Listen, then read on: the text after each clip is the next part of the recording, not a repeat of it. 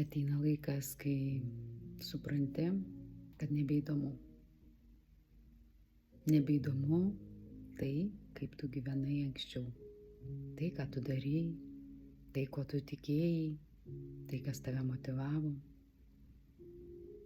Pradedi ieškoti prasmės visai kitose dalykuose.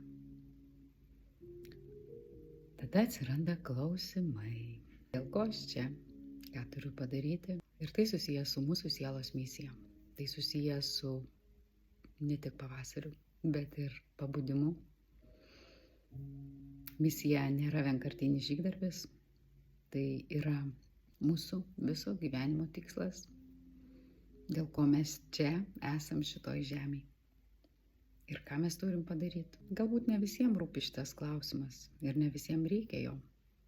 Bet jei tau rūpi, kviečiu į konsultaciją, kur pagal tavo gimimo datą iškoduosiu ir paprastais lietuviškais žodžiais paaiškinsiu, kokia tavo yra misija, kokias veiklas rinktis, per kokias profesijas geriausia tai realizuoti.